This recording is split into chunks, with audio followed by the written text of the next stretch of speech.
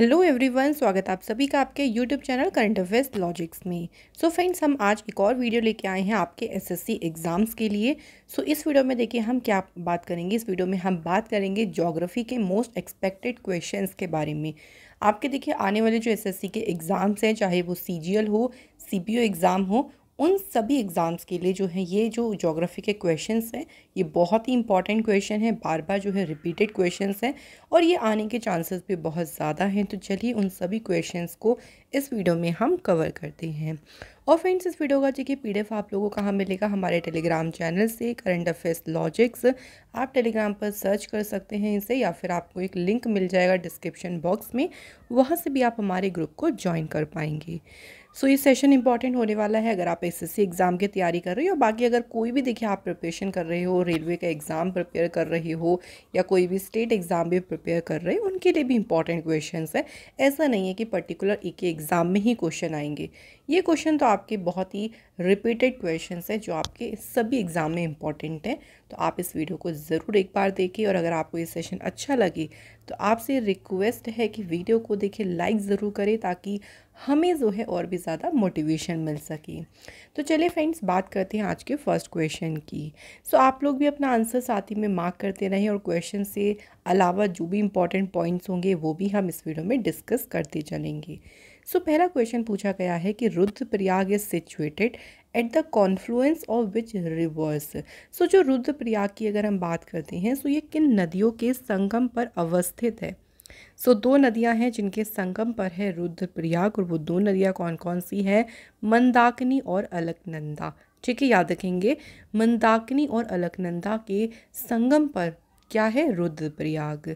अब देखिए, पंचप्रयाग के बारे में आपने सुना होगा, उनसे रिलेटेड हमारे एग्जाम में कोई भी क्वेश्चन बन सकता है, इसलिए यहाँ पे पांचों प्रयाग एक बार जो है देख लेते हैं। सबसे पहले बात करें विष्णु प्रयाग, जो कि है अलकनंदा और धौली गंगा रिवर के कॉन्फ्लुएंस यानी संगम पे। ठीक है, तो आपको यहाँ पे दोनों रिवर याद रखनी है। उसके बाद रुद्रप्रयाग जो है ये अलकनंदा और मंदाकिनी रिवर के संगम पर है। नंद प्रयाग जो है ये अलकनंदा और नंदाकिनी रिवर के नदी के संगम पर है। इसके बाद देखिए कर्ण प्रयाग आता है, जो कि है अलकनंदा और पिंडार रिवर के संगम पर। नेक्स्ट और लास्ट है हमारा देव प्रयाग, जो है अलकनंदा और भागीरथी रिवर के संगम पर। तो ये पांच जो प्रयाग है ना, ये हमारे एग्जाम के लिए इम्पॉर्टेंट है। ये पांचों आप लोग यहाँ से याद रखें, कोई भी देखिए क्वेश्चन आपका पूछे तो आप यहाँ से इजीली उसे मार्क कर सकेंगे। चलिए फ्रेंड्स, चलिए नेक्स्ट क्वेश्चन के ऊपर बात कर लेते हैं। Dash is responsible for the earth's magnetic field. Earth का जो चुंबकीय क्षेत्र है उसके लिए कौन जिम्मेदार है? पृथ्वी के मैग्नेटिक फील्ड के लिए जो जिम्मेदार है वो है आउटर कोर, जो बाहर, क्योंकि कोर को भी देखिए दो पार्ट में डिवाइड किया हुआ, एक इनर कोर होती है, एक आउटर कोर होती है। जो आउटर कोर होती है वो रिस्पॉन्सिबल होती है अर्थ के मैग्नेटिक फील्ड के लिए। अर्थ का अगर हम इंटीरियर देखें तो हमने उसको 3 पार्ट में डिवाइड किया हुआ है, जिसे कहते हैं क्रस्ट, मेंटल एंड कोर। ये 3 पार्ट जो हैं, इसमें अर्थ का जो इंटीरियर है वो डिवाइड है। अच्छा, अगर हम क्रस्ट की बात करते हैं, क्रस्ट जो होती है ना, वो बिल्कुल अर्थ की जो आउटर मोस्ट सॉलिड पार्ट होता है वो क्रस्ट होता है, और ये फ्रेजाइल होता है। इसके अलावा फ्रेंड्स, अगर बात करते हैं कि जो क्रस्ट है इसके सिलिका और एल्यूमिनियम जो है फ्रेंड्स, इसके मेजर कॉन्स्टिट्यूंट मिनरल्स है, इसलिए इसको सियाल भी जो है इसको कह देते हैं। ठीक है, CSI से सिलिका हो गया और EL से हो गया एल्यूमिनियम। देन बात करें अगर हम मेंटल की बात करते हैं, जो मेंटल है देखिए, ये crust the portion of the interior beyond the crust. भाई क्रस्ट के अगर आप अंदर चलें तो उस जो इंटीरियर होता है उसका थोड़ा सा, उसको हम मेंटल कहते हैं, और ये सॉलिड स्टेट में ही होता है। इसके जो मेजर कॉन्स्टिट्यूंट एलिमेंट्स होते हैं मेंटल के, वो होते हैं फ्रेंड्स सिलिकॉन और मैग्नीशियम, इसलिए इसको सीमा कहते हैं। सिलिकॉन एंड मैग्नीशियम इसके जो हैं वो मेजर कॉन्स्टिट्यूंट एलिमेंट्स होते हैं।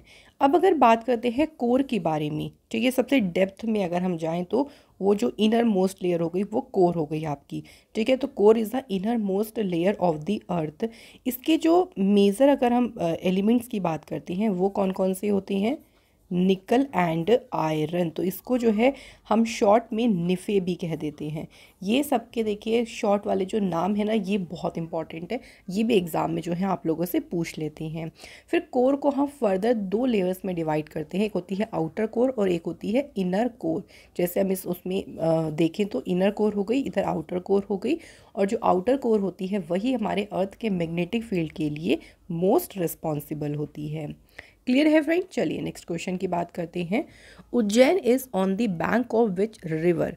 सो उज्जैन शहर की बात करें तो ये किस नदी के तट पर है? उज्जैन शहर जो है फ्रेंड्स ये शिप्रा नदी के जो है तट पर है उज्जैन शहर। Ujjain is situated on the bank of Shipra river, और शिप्रा रिवर जो है किसकी ट्रिब्यूटरी है? चंबल रिवर की। तो शिप्रा नदी चंबल नदी की एक सहायक नदी है। अब कुछ और भी देखिए बहुत सारी इंपॉर्टेंट सिटीज़ हैं जो एग्ज़ाम में आ सकती हैं, उनको एक बार हम इस लिस्ट में देख लेते हैं। कोलकाता की बात करते हैं तो कोलकाता वेस्ट बंगाल में है और ये किस नदी के तट पर है? हुगली। कटक उड़ीसा में है और ये महानदी रिवर के तट पर है।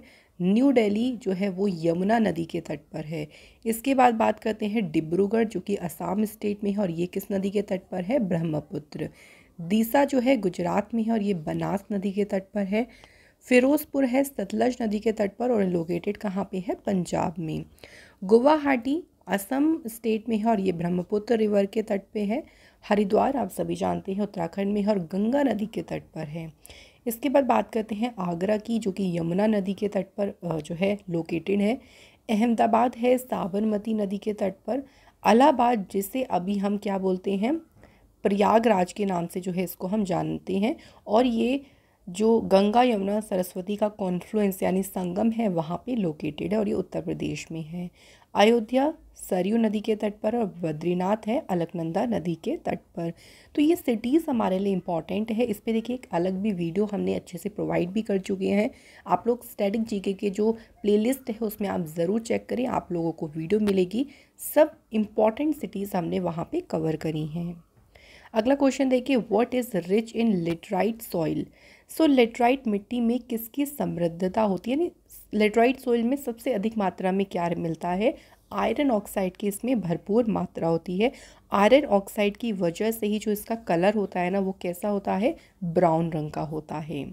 सो लेटराइट सोइल जो है मेनली जो ट्रॉपिकल एरियाज़ होते हैं वहाँ पे ये पाई जाती है मिट्टी। इसमें आयरन और एल्यूमिनियम बहुत भरपूर मात्रा में होते हैं।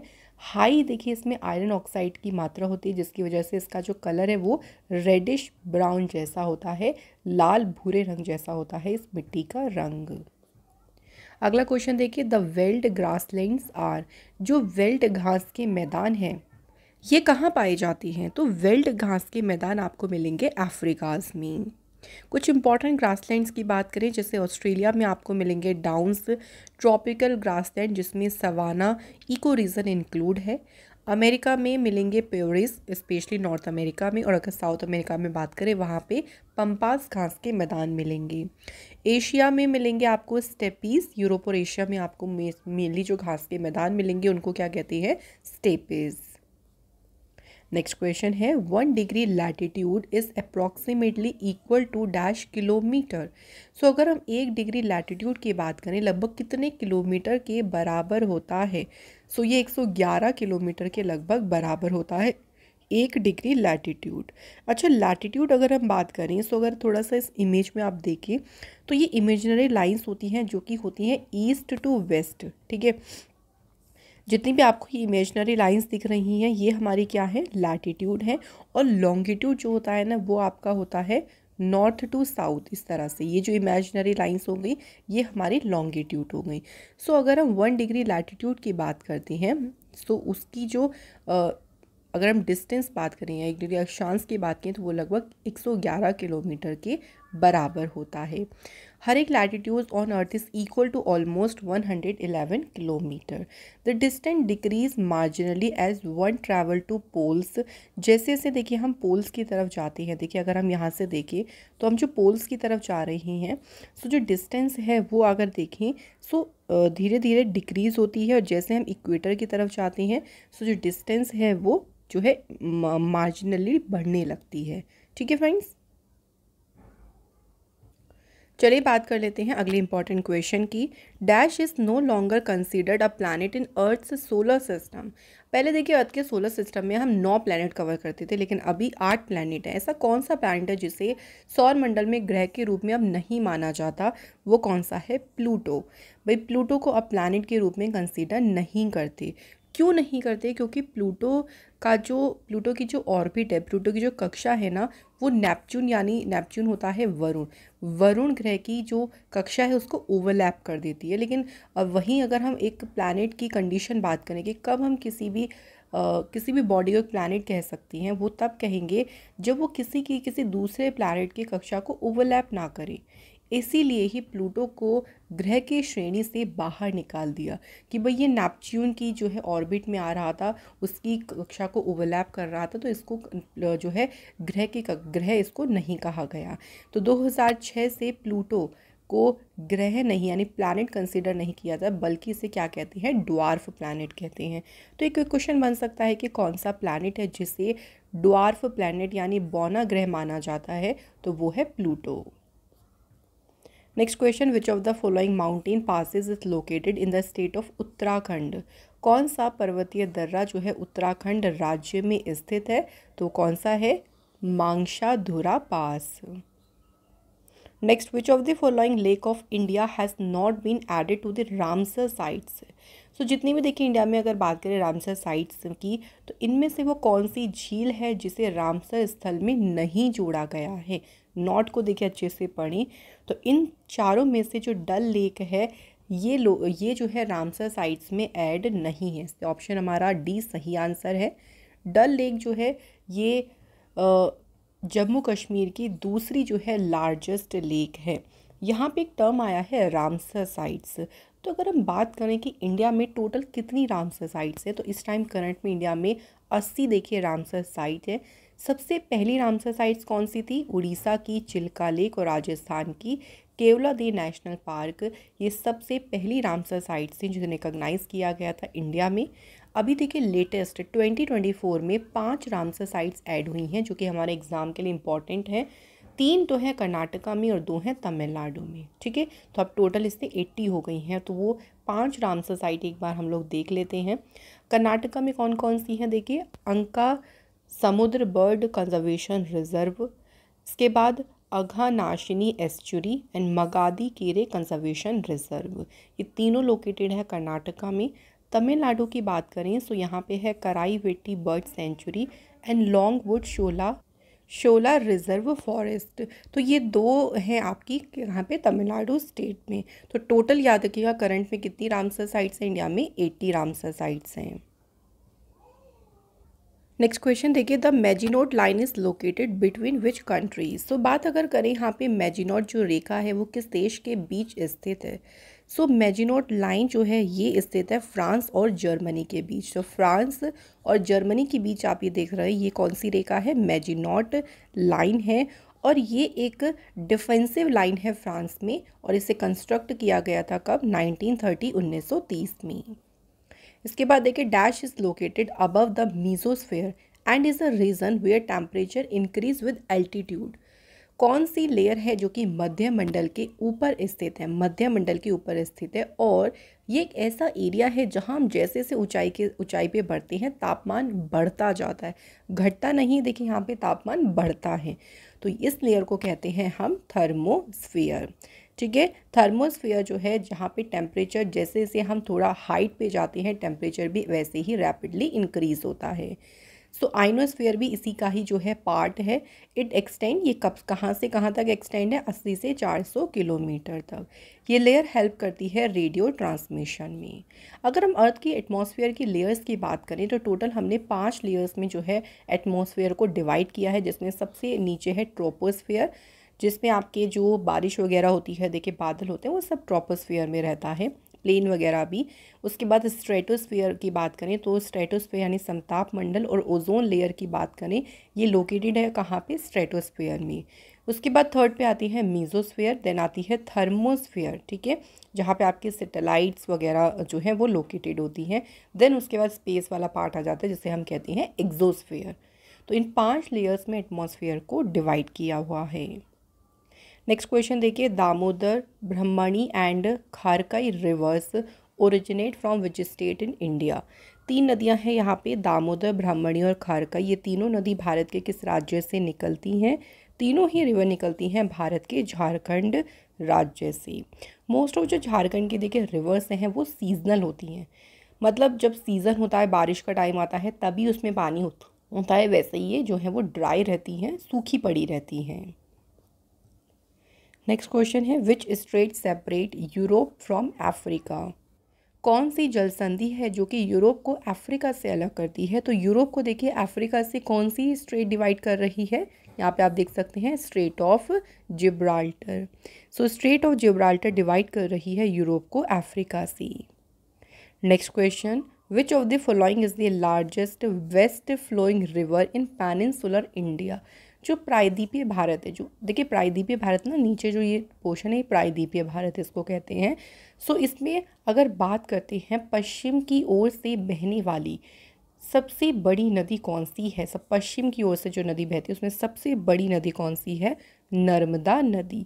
और नर्मदा नदी जो ओरिजिनेट है वो कहाँ से होती है? मध्य प्रदेश के अमरकंटक पठार से। Next question, which of the following statement is incorrect about the Mahanadi river. अब देखो क्वेश्चन में हमसे ये पूछ लिया कि 4 स्टेटमेंट है, इनमें से गलत वाली बतानी है महानदी रिवर के बारे में। पहले स्टेटमेंट पढ़ लेते हैं। फर्स्ट है देखिए, ये ओरिजिनेट होती है from the higher areas of Chhattisgarh. दूसरा स्टेटमेंट है ये फॉल यानी गिरती है कहाँ पे? अरेबियन सी, अरब सागर में। थर्ड हमारा स्टेटमेंट है अ part of its river valley जो है वो लोकेटेड है महाराष्ट्र में और ये लगभग 860 किलोमीटर लंबी है। इनमें से जो स्टेटमेंट इनकरेक्ट है वो हमारी कौन सी है? क्या होगा फ्रेंड्स आंसर? आप लोग भी साथ में ज़रूर सोचिए। सही आंसर है इसका ऑप्शन बी, ये अरेबियन सी में नहीं गिरती। ये वाली स्टेटमेंट जो उन्होंने बोली ना कि अरेबियन सी में गिरती, वो गलत है। महानदी रिवर जो है ये आपके बे ऑफ बंगाल में जाती है, ठीक है, पश्चिम से पूर्व की ओर बहती है, ये अरेबियन सी में ये नहीं गिरती है। और ये उड़ीसा की स्टेट की सबसे लार्जेस्ट रिवर है। महानदी को sorrow of Orissa, very important point, यानी इसे उड़ीसा के शोक के रूप में भी इसे जाना जाता है। अगला क्वेश्चन देखिए, asteroid are found between whose orbits. So जो क्षुद्र ग्रह हैं जिसे हम एस्ट्रॉइड कहते हैं, किन की कक्षाओं के बीच पाए जाते हैं? सो देखिए यहाँ पे जुपिटर प्लैनेट है जो कि सबसे बड़ा प्लैनेट है हमारे सोलर सिस्टम का, और यहाँ मार्स है, उसी के बीच आप देख रहे हैं एस्ट्रॉइड बेल्ट है। तो मार्स और जुपिटर के बीच में जो है एस्ट्रॉइड्स जो है क्षुद्र ग्रह पाए जाते हैं। क्या होते हैं एस्ट्रॉइड? देखिए स्टार, प्लैनेट और सैटेलाइट को छोड़कर जो सन के अराउंड छोटी छोटी स्मॉलर बॉडीज़ हैं जो रिवॉल्व करती हैं हमारे सूरज के अराउंड, उन स्मॉलर बॉडीज़ को हम क्या कहते हैं? एस्ट्रॉइड कहते हैं। जो सबसे बड़े 4 एस्ट्रॉइड्स हैं देखिए उनके नाम हैं सीरीज, वेस्टा, पलास और Hygiea. Next, which of the following cities is also called eternal city. निम्नलिखित में से देखिए किस नगर को शाश्वत नगर भी कहा जाता है? तो शाश्वत नगर यानी इटर्नल सिटी किसे कहते हैं? रोम को। नेक्स्ट क्वेश्चन है, which is S shaped ocean, यानी कौन सा ओशन है जिसकी आकृति एस के आकार की है? तो आप देख सकते हैं एस आकार जैसे इसकी आकृति, और ये कौन सा ओशियन है? Atlantic ocean. Next question, whose geographical name is China sorrow. चीन का शोक किसे कहा जाता है? तो चीन का शोक कहते हैं हुआंगे रिवर को। हुआंगे रिवर को येलो रिवर के नाम से भी जो है इसको जाना जाता है और इसे कहते हैं सौरो ऑफ चाइना। तो बार बार यहाँ पे देखिए बाढ़ आती है, बहुत विनाशकारी बाढ़ आती है, जिसके कारण जो चाइना के लोग हैं वो बहुत ज़्यादा एक तरीके से दुख फील करते हैं, बहुत ज़्यादा संकट का उनको सामना करना पड़ता है, इसलिए इसको कहते हैं sorrow of China. Next question देखिए, which tribe is found in south western and central Africa. So जो दक्षिणी पश्चिमी है और मध्य अफ्रीका है वहाँ पे कौन सी जनजाति पाई जाती है? सो वहाँ पे जो मेनली ट्राइब पाई जाती है वो है कौन सी? Negro tribe. नेक्स्ट क्वेश्चन देखिए, which country is the largest producer of tungsten in the world. So अगर बात टंगस्टन की करें, सबसे ज़्यादा टंगस्टन का उत्पादक देश कौन सा है? सबसे ज़्यादा टंगस्टन होता है कहाँ पे प्रोड्यूस? चाइना में। Next question is very important, बहुत इजी क्वेश्चन भी है। देखिए, विच of the following imaginary lines divide India into two approximately equal part. लगभग कहेंगे कि ये जो इमेजिनरी काल्पनिक रेखा है ये भारत को दो बराबर भागों में विभाजित करती है, और इस रेखा को कहते हैं ट्रॉपिक ऑफ कैंसर, हिंदी में से कहते हैं फ्रेंड्स कर्क रेखा। कर्क रेखा देखिए, आप देख सकते हैं डॉटेड लाइन जो है ये है कर्क रेखा, जो कि भारत के लगभग मिडल में से होकर पास होती है। कर्क रेखा भारत में कितने स्टेट से पास होती है? 8 स्टेट से। इनकी बात करें अगर हम ऑर्डर वेस्ट टू ईस्ट में जाएं तो देखिए गुजरात, फिर राजस्थान, मध्य प्रदेश, छत्तीसगढ़, झारखंड, वेस्ट बंगाल, त्रिपुरा एंड मिजोरम। तो ये 8 स्टेट्स हैं जहाँ से कर्क रेखा यानी ट्रॉपिक ऑफ कैंसर पास होती है। नेक्स्ट क्वेश्चन है, which of the following rivers is not a part of Panchnad. कौन सी नदी है जो कि पंचनद का हिस्सा नहीं है?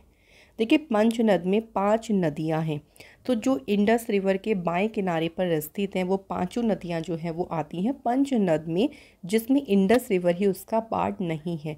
इंडस से बाकी देखिए आप देख सकते हैं 5 जो रिवर है ये पंचनद बनाती हैं। पंचनद इनको कहा जाता है, जिसमें है रावी, झेलम, सतलज, बियास और चेनाब। ठीक है, ये 5 नदियां हैं जिनको कहते हैं पंचनद। नेक्स्ट क्वेश्चन देखिए, when is the longest day and shortest night in the hemisphere. So अगर उत्तरी गोलार्ध की बात करें, उत्तरी गोलार्ध में देखिए हमारी जो अर्थ है ना, अगर हम बात करें इसको 2 गोलार्धों में डिवाइड किया है। ये हमारा हो गया नॉर्दर्न हेमिस्फीयर और ये हो गया साउदर्न हेमिस्फीयर, उत्तरी गोलार्ध और दक्षिणी गोलार्ध हो गया। सो उत्तरी गोलार्ध में सबसे लंबा दिन और सबसे छोटी रात कब होती है? तो ये होती है आपकी कब? 21 जून को। नेक्स्ट क्वेश्चन देखिए, विच of the following crop is an equatorial crop. इनमें से कौन सी फसल है जो भूमध्य रेखीय फसल है? सही आंसर है बनाना। केला जो है ये इक्वेटोरियल क्रॉप है। और अगर हम अदर और भी एग्जाम्पल्स की बात करें जो भूमध्य रेखीय फसलों के उदाहरण हैं, उनमें आता है रबर, कोको, पेपर यानी काली मिर्च, कोकोनट ऑयल, पाम ऑयल हो गया, बीटल नट, सुपारी वगैरह, ये सभी उदाहरण हैं भूमध्य रेखीय फसलों के। Next question, which state produce 60% of India's salt. Bharat का देखिए 60% नमक किस राज्य द्वारा उत्पादित किया जाता है? 60% सॉल्ट प्रोड्यूस होता है कहाँ पे? गुजरात स्टेट में। Next question, how many neighbouring countries does India have. यहाँ पे हमसे अलग अलग नहीं पूछा कि जलीय जो हमारी नेबरिंग कंट्री हैं या जो उससे लैंड शेयर हो रहा है वो बताओ, टोटल बतानी है। टोटल हमारी नेबरिंग कंट्री कितनी है? 9 है। देखिए नेबरिंग कंट्रीज़ कौन कौन सी अगर बात करें, सो देखिए इस्लामिक एमिरेट्स ऑफ अफ़गानिस्तान हो गया, पाकिस्तान है, चाइना हो गया आपका, नेपाल, भूटान, बांग्लादेश, म्यांमार, ये हमारी हो गई हैं जिससे हमारा लैंड वाला बॉर्डर शेयर हो रहा है। इसके अलावा फ्रेंड्स श्रीलंका जलीय सीमा हमारी शेयर हो रही है, इधर मालदीव है। तो ये 9 कंट्रीज़ हैं जो कि हमारी नेबरिंग कंट्रीज़ हैं। नेक्स्ट क्वेश्चन देखिए, सेंसस 2011 के according which sequence of census of independent India. जो 2011 की देखिए जनगणना थी वो स्वतंत्र भारत की कौन सी क्रम की जनगणना थी? 1947 में हमारा देश आज़ाद हुआ था, उसके बाद 2011 की अगर हम जनगणना की बात करें तो ये 7वीं जनगणना थी इंडिपेंडेंट इंडिया के बाद। लेकिन ओवरऑल अगर हम बात करें तो ये हमारी थी इंडिया की 15वीं जनगणना। ठीक है, 2 चीज़ें अलग अलग हैं। ओवरऑल अगर पूछे तो ये 15वीं जनगणना थी, लेकिन स्वतंत्र भारत की अगर पूछे तो उसके बाद अब 1947 के बाद से हिसाब लगाएंगे तो वो बनेगी 7वीं जनगणना। और 2011 की जनगणना का मैस्कॉट क्या था? प्रगणक शिक्षिका, इन्यूमिनेटर टीचर। नेक्स्ट क्वेश्चन देखिए, इंदिरा सागर डैम जो कि मध्य प्रदेश में है ये कौन से रिवर पे बनाया गया है? मध्य प्रदेश में स्थित जो इंदिरा सागर बांध है ये बनाया गया है नर्मदा रिवर पे। Next question, according to 2011 census which of the following state in India has the highest population density. So 2011 की जनगणना के अकॉर्डिंग देखिए कौन से राज्य में सबसे अधिक जनसंख्या घनत्व था? सबसे ज़्यादा जनसंख्या घनत्व कहाँ पे था? बिहार स्टेट में। और अगर हम बात करते हैं बिहार स्टेट में कितनी थी डेंसिटी? 1102 पर्सनस पर स्क्वायर किलोमीटर की, एक स्क्वायर किलोमीटर में कितने लोग रहते हैं उससे हम निकालते हैं पॉपुलेशन डेंसिटी को। बिहार की कितनी थी, एक स्क्वायर किलोमीटर पे 1102 व्यक्ति। और अगर हम ओवरऑल इंडिया की डेंसिटी की बात करें तो इंडिया की पॉपुलेशन डेंसिटी कितनी थी 2011 की जनगणना के अकॉर्डिंग, 382 पर्सनस पर स्क्वायर किलोमीटर। तो देखिए जितनी भी जनगणना के डाटा होते हैं ना वो हमें एक्यूरेट याद रखनी है नंबर्स में, क्योंकि एक्यूरेटी एग्जाम में ये है, यहाँ से हमारा क्वेश्चन बन जाता है। तो फ्रेंड्स ये थे हमारे ज्योग्राफी के मोस्ट इंपॉर्टेंट एक्सपेक्टेड क्वेश्चंस, और मैं आशा करती हूँ कि काफ़ी सारी नॉलेज आपको इस वीडियो से मिली होगी। चलिए फिर आपका एक टेस्ट भी ले लेते हैं। हम आप लोगों से 2 क्वेश्चन यहाँ पे पूछने वाले हैं, इनके आंसर आप कमेंट करके बताना। इजी क्वेश्चन है, डिफ़िकल्ट नहीं दे रहे हैं। पहला क्वेश्चन क्या है, वेयर इज़ पाक स्ट्रेट लोकेटेड। सो जो पाक जलडमरू मध्य है, पाक स्ट्रेट है, ये कहाँ पे लोकेटेड है। सेकंड क्वेश्चन है, देखिए किस रिवर को सौरो ऑफ बंगाल यानी बंगाल का शोक कहा जाता है। काफ़ी इंपॉर्टेंट क्वेश्चन है, बार बार एग्जाम में देखिए रिपीट होने वाले क्वेश्चन है। तो अब जल्दी से आप इनके आंसर हमें कमेंट करके बता दीजिए फ्रेंड्स। और इसी के साथ ज्योग्राफी का ये सेशन हमारा एमसीक्यूज़ का यहाँ पे होता है कंप्लीट। फ्रेंड्स अगर आप इस तरह से और भी वीडियोस चाहते हैं अदर सब्जेक्ट से रिलेटेड, हिस्ट्री पॉलिटी से, तो आप हमें कमेंट करके बताएं ताकि हम और भी सब्जेक्ट पर एमसीक्यूज़ वीडियो आपके लिए लेके आते रहें। Thank you so much for watching this video.